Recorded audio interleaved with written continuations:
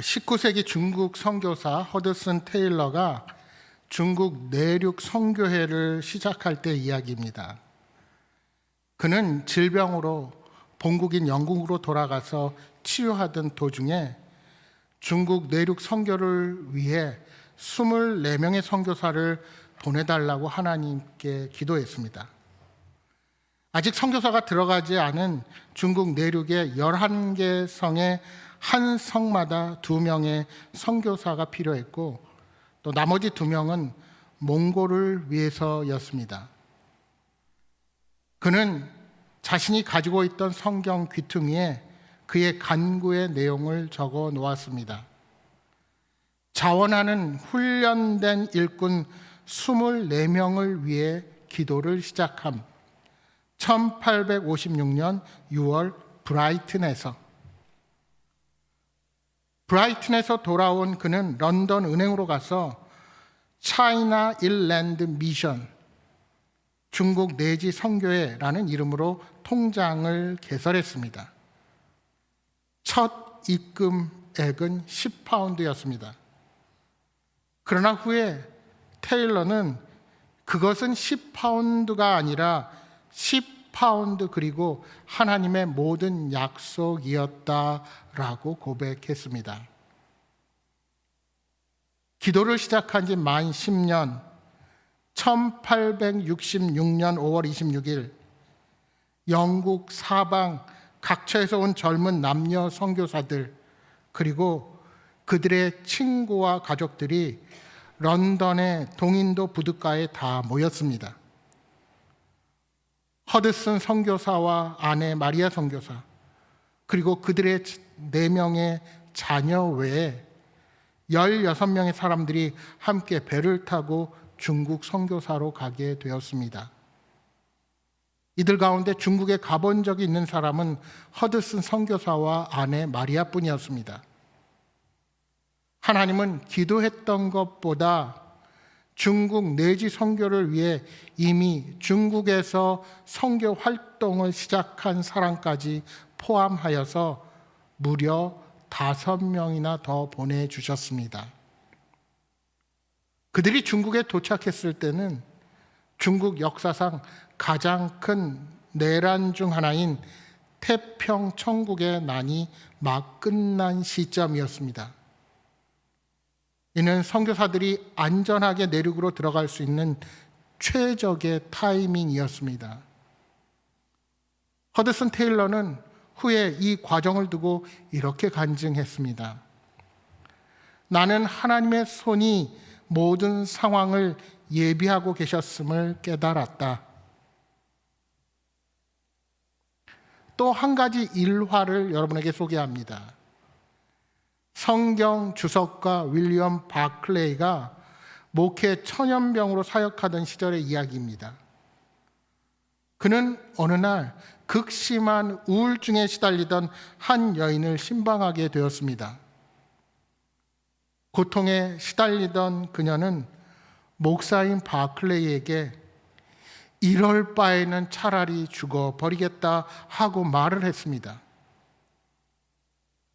그런데 사실 어릴 때부터 청력이 좋지 않았던 바클레이 목사는 그 여인이 하는 말을 제대로 알아듣지 못했습니다.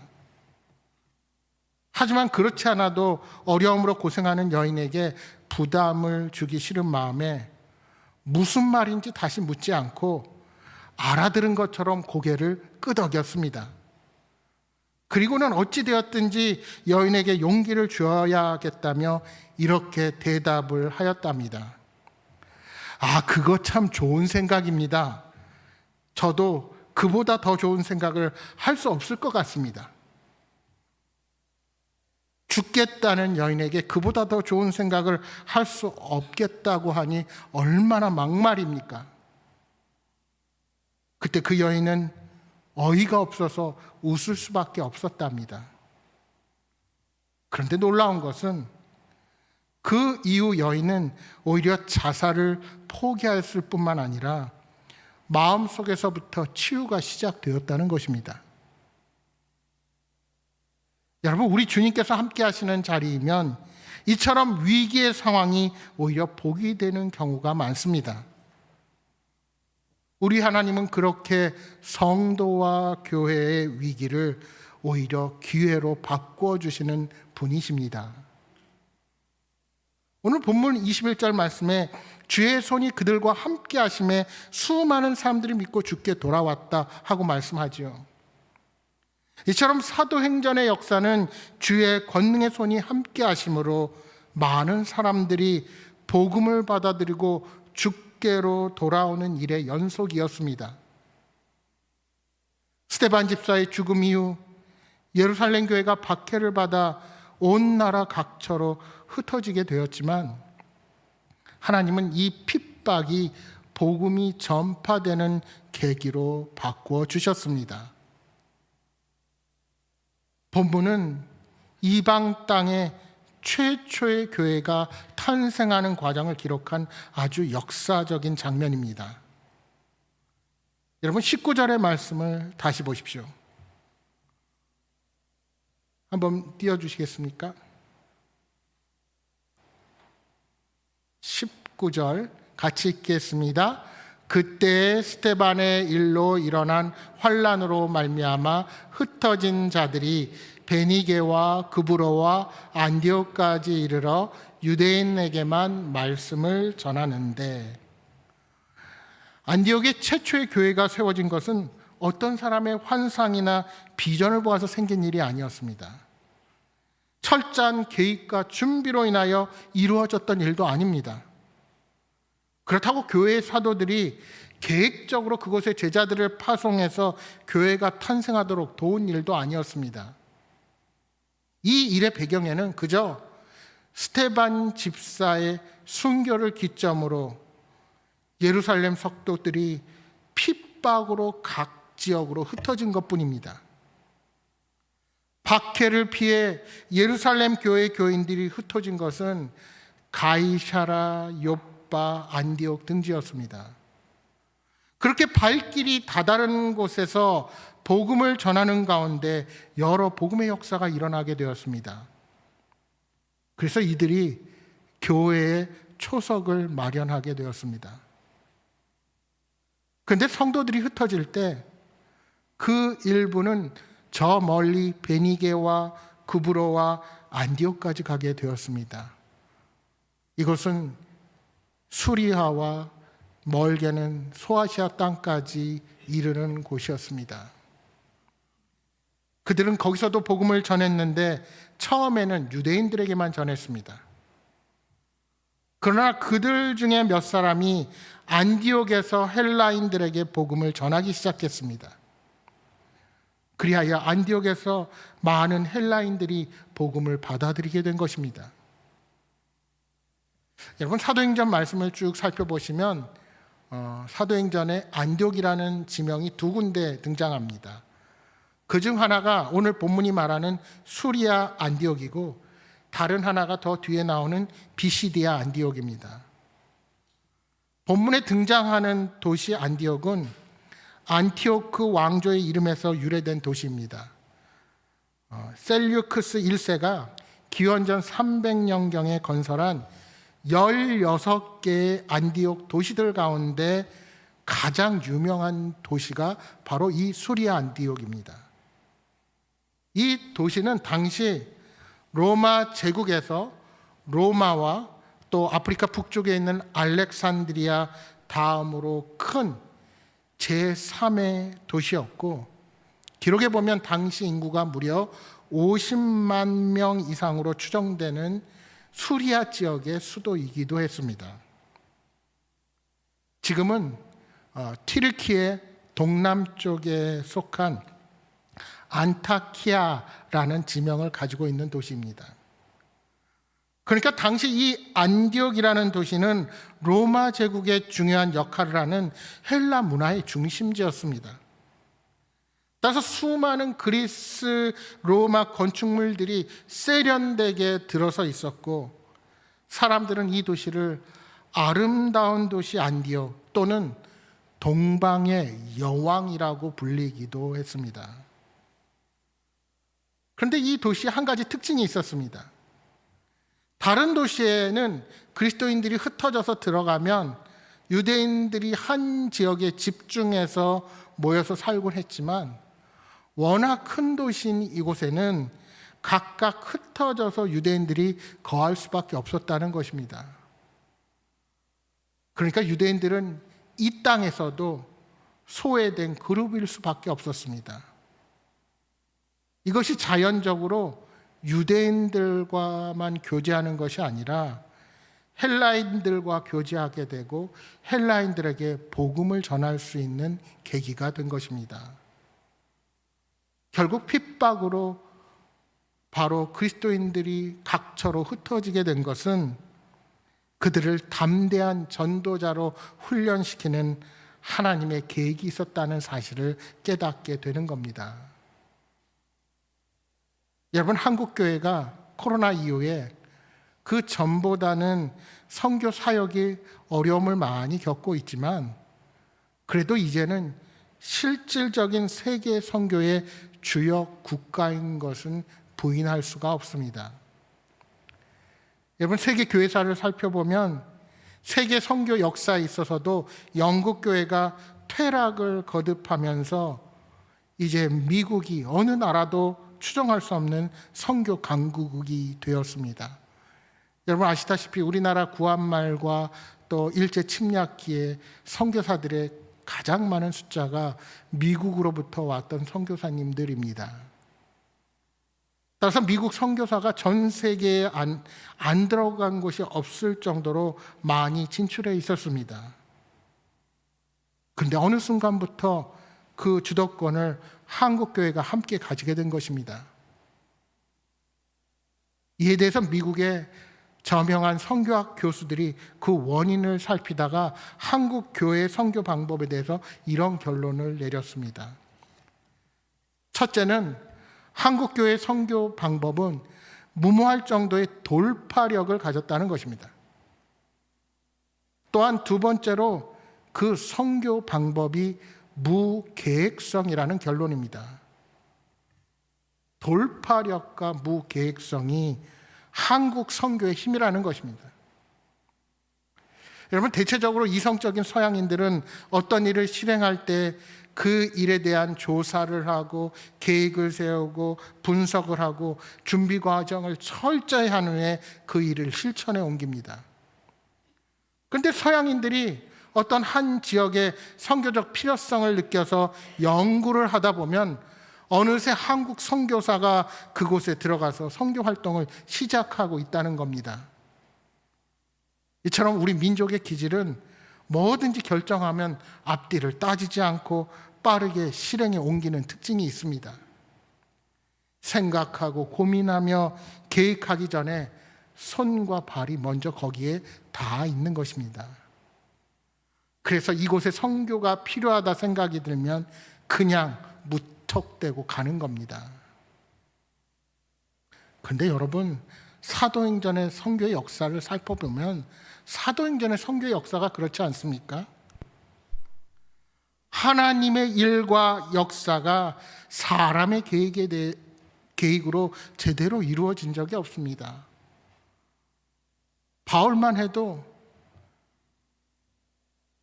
서동쪽 끝으로 먼저 아시아로 복음을 전하려고 했는데 성령이 그 길을 막고 마게도냐로 건너가게 하지 않았습니까? 전부 하나님께서 주도하신 역사였습니다. 예루살렘에서는 환난과 핍박이 나서 쫓겨나게 되었지만 그 쫓겨남을 통해서 이방 땅에 하나님은 교회를 세우셨습니다. 여러분, 그렇게 보면 예수 그리스도의 사람들은 꽃길만 걸어가는 것이 아닙니다. 인생길에는 반드시 가시밭길이 있기 마련입니다. 하지만 그리스도인들은 가시밭길에 접어들었다고 해서 그 길을 걸어가는 성도의 사명을 멈추거나 게을리해서는 결코 안 됩니다. 간혹 성도님 중에 일신상의 어려운 일을 당하고 힘든 일이 생기게 되면 하던 섬김과 봉사를 내려놓겠다고 하시는 분들이 계십니다. 내가 이 문제가 어느 정도 해결되면 그때 가서 다시 하겠다는 겁니다. 그렇게 하면 문제가 해결되고 다시 주의 일을 하게 됩니까? 물론 그럴 수 있죠. 그러나 그런 자세로는 우리들의 신앙의 진보가 이루어지지 않습니다. 내가 평안해지면 주의 일을 하겠다고 하지만 우리에게 주시는 사명은 내가 결정하는 것이 아니라 주께서 주신 명령이라는 사실을 우리는 결코 잊어서는 안 됩니다. 우리는 어떠한 경우에도 복음의 증인으로 이 땅을 살아가야 합니다. 어떠한 내 삶의 변화 속에서도 그리스도인으로서의 정체성을 망각해서는 안 될 것입니다. 그것을 오늘 본문 21절이 증언하고 있는 것입니다. 여러분 21절 말씀을 다시 한번 함께 한 목소리로 읽어보겠습니다. 같이 읽겠습니다. 주의 손이 그들과 함께 하심에 아멘. 주의 손이 그들과 함께 하심에 수많은 사람들이 믿고 주께 돌아오더라 말씀합니다. 여기서 말하는 3인칭 그들이 누구를 지칭합니까? 20절이 말하는 것처럼 구브로와 구레네 지역에서 안디옥에 오게 된 몇 사람을 칭하는 말입니다. 성경은 이들의 이름을 밝히지 않습니다. 무명의 그리스도인들이 예수님의 명령대로 복음이 유대인들에게 머물지 않고 이방인들에게 전파되도록 그 말씀에 순종한 것입니다. 어떻게 그것이 가능했습니까? 주의 손이 그들과 함께 하셨기 때문입니다. 수많은 헬라인들이 예수 그리스도를 믿고 회개한 것은 주님께서 그들과 함께 하셨기 때문입니다. 그들이 가진 힘이 무엇이 있었습니까? 사실 그들의 신앙적인 이력은 오순절 마가의 다락방에서 성령을 만난 것, 그들이 자신들이 살던 그 땅을 떠나서 예루살렘에서 오순절을 지내기 위하여 갔다가 성령의 사건을 체험한 것밖에는 없었습니다. 그러나 그들이 가진 한 가지 은사라면 대부분의 그들의 출신지가 헬라 지방이었기에 당시 그 사회를 지배하던 언어, 바로 헬라어 이 그리스어를 태어날 때부터 할 수 있었다는 것입니다. 그리고 하나님께서는 그러한 그들의 언어적인 은사를 도구로 하여 이방인들에게 무차별적으로 복음을 전하게 하셨다는 것입니다. 여러분, 메시아에 대한 기본적인 개념이 없는 이방인들, 그들은 구약 성경을 읽지 않았기 때문에 메시아가 누군지 모릅니다. 그런데 그들에게 복음이 전해졌을 때 그것이 쉽게 이해하기는 쉽지 않았을 것입니다. 그리스도의 십자가, 피, 구원, 이것이 그들에게 잘 이해가 닿지 않았을 것입니다. 그러나 성령님의 역사가 이방인들이 복음을 받아들이게끔 만든 것입니다. 이제 많은 헬라인들이 믿음을 받아들이게 되었다는 소식을 들은 예루살렘 교회는 바나바를 안디옥에 파송하게 됩니다. 여러분, 바나바가 어떤 사람입니까? 바나바는 본디 구브로 섬에 태어난, 그러니까 이방 땅 섬에서 태어난 디아스포라 유대인이었습니다. 그는 레위 족속 사람이요 그의 성품으로 인하여 위로자라는 별명을 가지고 있었습니다. 바나바는 사울이 다메섹에서 회심을 한 후에 예루살렘으로 가서 복음을 전하기 위해 제자들을 사귀고자 할 때 그를 적극적으로 변호해 주었던 사람이 바나바입니다. 여러분 한번 생각해 보십시오.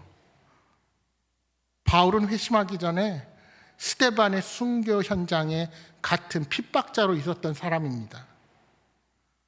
그는 또 다메섹으로 예수 믿는 자들을 핍박하러 떠났던 사람입니다. 아니, 그 누가 예수 믿는 자를 핍박하는 자가 회심했다는 소리 하나만으로 그 사실을 믿어주려고 했겠습니까? 그러한 사울, 즉 회심한 바울을 변호하고 제자들에게 소개했던 사람이 바로 바나바였습니다.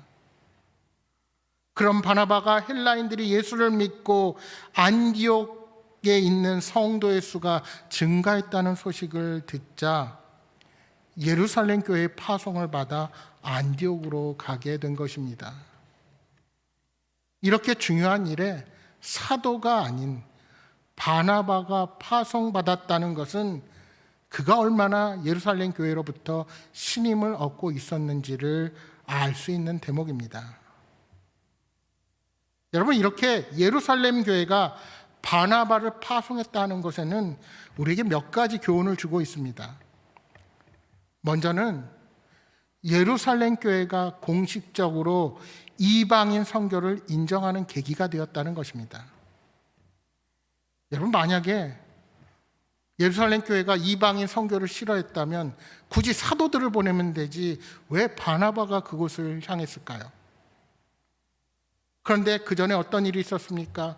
베드로가 이방인 고넬료를 전도하는 과정을 통해서 예루살렘 교회가 이방 선교를 인정하게 되었습니다.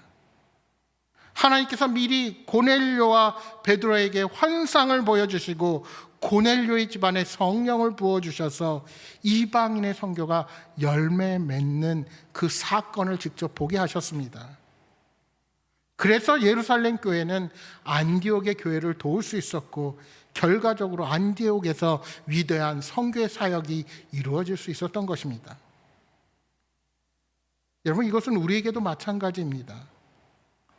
어떤 분들은 왜 가까운 곳에도 복음 전할 곳이 많은데 굳이 해외 선교를 하려고 하느냐? 왜 젊은이들이 이 가까운 데 복음 전할 사람 놔두고 그들의 돈을 모아서 해외로 가서 그렇게 단기 선교, 그게 뭐 별 도움이 되느냐? 이렇게 쉽게 말씀하시는 분들이 있습니다. 근데 여러분, 젊은 나이에 하나님께 헌신한 사람들을 잘 한번 보십시오. 그들은 이미 자신들의 가진 것을 헌신하고 자신들의 시간을 헌신해서 하나님이 다른 사람이 보지 못한 것을 보게 하고 거기서 도전받은 사람들입니다. 왜 돈을 써가며 먼 곳에 가서 복음을 전하려나 하지만 하나님은 우리의 생각보다 크신 분이십니다.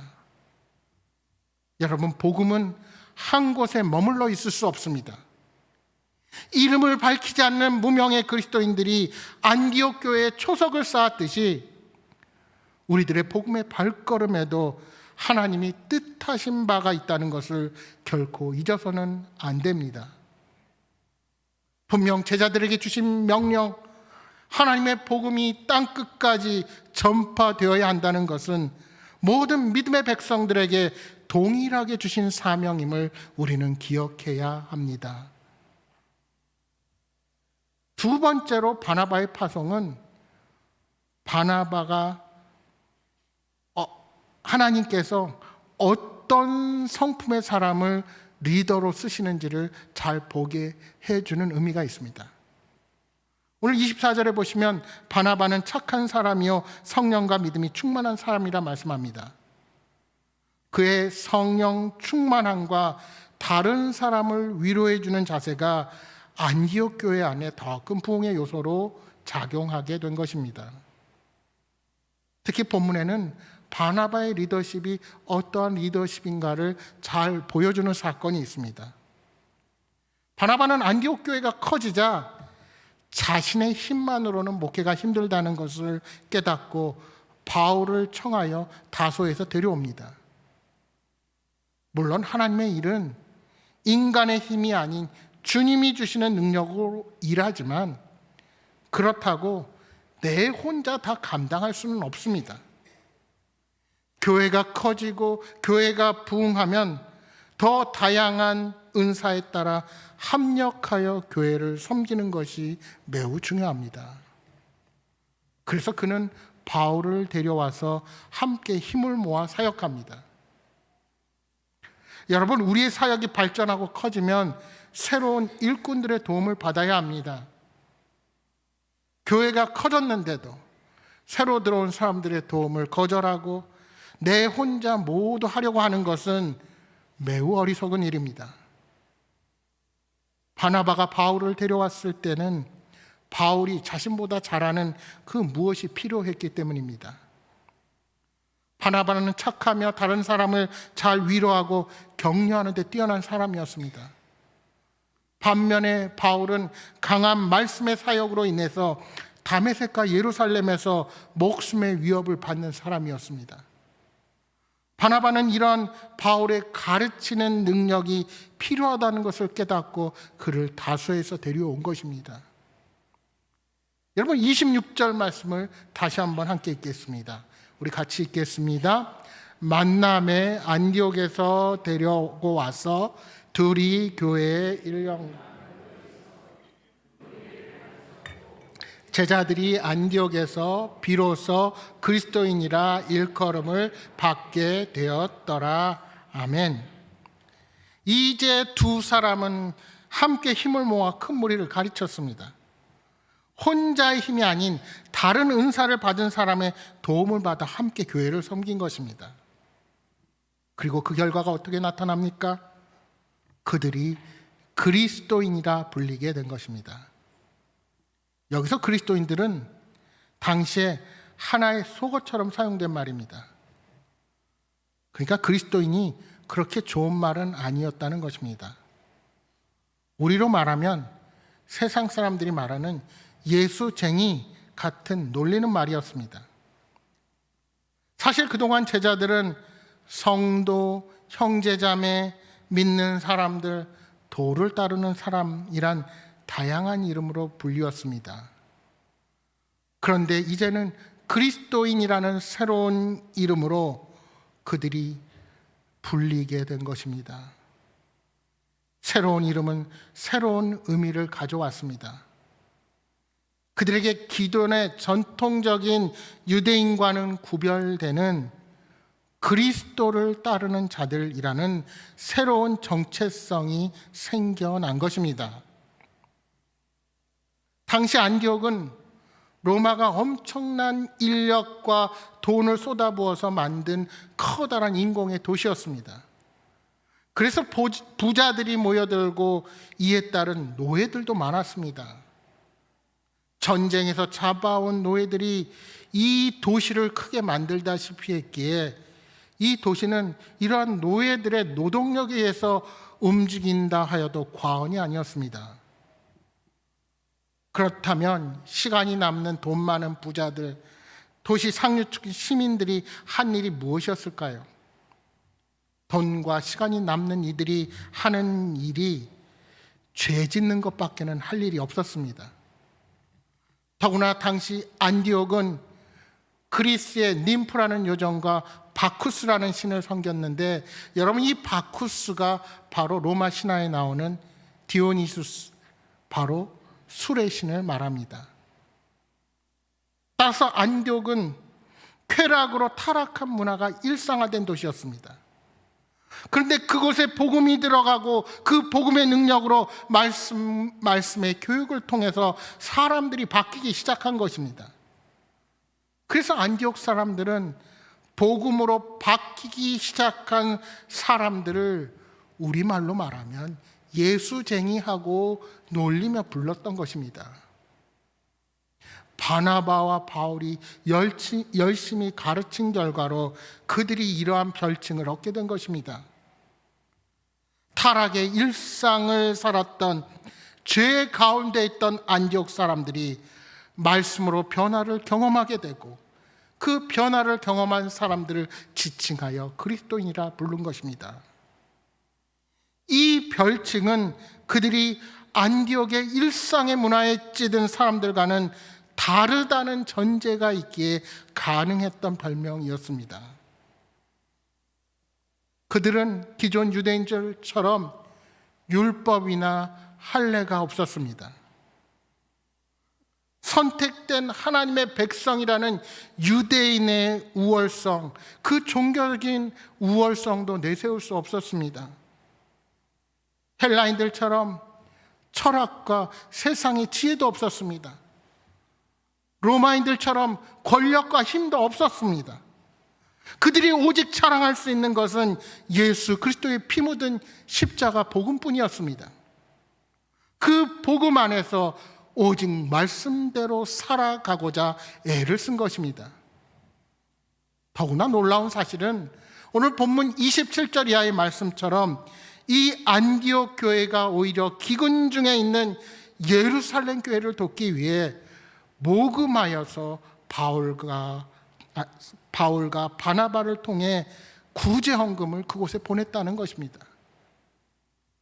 유대인들이 그렇게 멸시하는 이방인들이 함께 한 교회를 이루어서 민족적, 문화적 차이를 넘어서 하나가 되었습니다. 그리고 오히려 이러한 이방인들이 유대인들을 도울 수 있게 된 것입니다. 이처럼 복음은 유대인과 이방인의 경계를 풀었고 서로를 형제 자매로 연합하여 돕는 아름다운 역사가 일어나게 된 것입니다. 그렇다면 오늘을 사는 그리스도인이라는 이름과 그 정체성을 가진 우리가 이 땅을 살아가는 많은 사람들과 무엇이 다릅니까? 현대인들은 많은 말씀의 홍수 속에서 이 땅을 살아갑니다. 그런데 말씀이 풍성한 만큼 우리 안에 뜨거운 열정과 변화에 대한 그런 욕구가 있습니까? 여러분, 얼마나 방송 설교 듣기 쉬워졌습니까?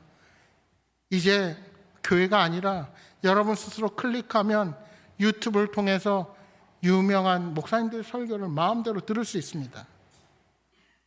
그렇게 접하게 돼서 여러분의 신앙이 더 긍정적이고 더 풍성한 영적 풍요를 여러분의 삶에 가져오셨습니까?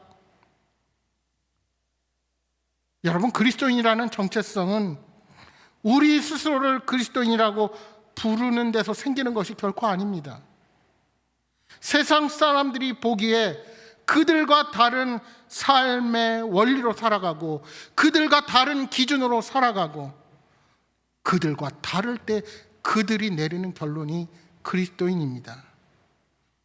그 그리스도인이라는 이름이 그들에게 어떻게 비춰지고 있습니까? 그 그리스도인이라는 이름 안에 살아계신 예수 그리스도를 나타내 보이고 있습니까? 오히려 신앙은 가졌는데 더 욕심쟁이고 자기밖에 모른다는 그런 이미지로 그들에게 다가가고 있습니까? 여러분, 바라기는 여러분의 모습 속에서 예수 그리스도를 발견하게 되기를 소망합니다. 여러분, 얼마나 하나님의 복의 통로로 이 땅을 살아가십니까? 분명 우리들의 삶을 돌아보면 아쉽고 하나님 보시기에 부끄럽고 후회스러운 부분들이 많이 있을 것입니다. 그러함에도 분명한 것은 저와 여러분은 예수 그리스도 안에 속한 자라는 것입니다.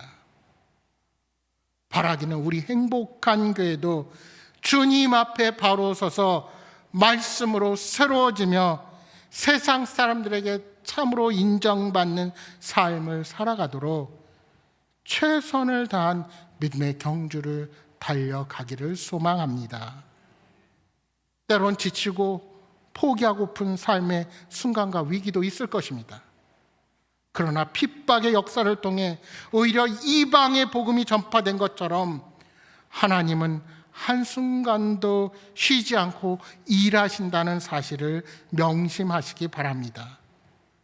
그리고 날마다 그 하나님의 뜻에 순종하며 믿음의 발걸음을 옮기시기 바랍니다.